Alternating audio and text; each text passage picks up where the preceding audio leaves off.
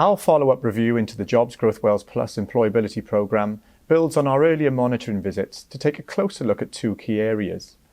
Firstly, how effectively young people are referred into the programme, and secondly, whether the learning and training they receive meets their individual needs, helping them move into employment or further learning.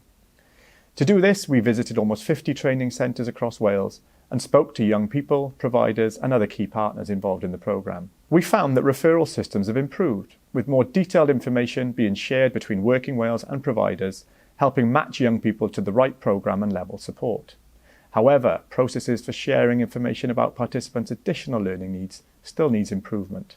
Demand for the programme has risen significantly, which is encouraging, but it's also led to waiting lists in some areas, causing delays and potential disengagement. Most young people we spoke to, many of whom face significant challenges and barriers to progression, really valued the personalised support and well-being focus from their providers.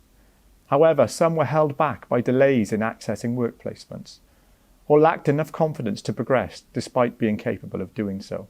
Our report recommends that future programmes should ensure a broader range of sector-specific training choices across all parts of Wales and a wider view of success measures, especially for those furthest from the job market.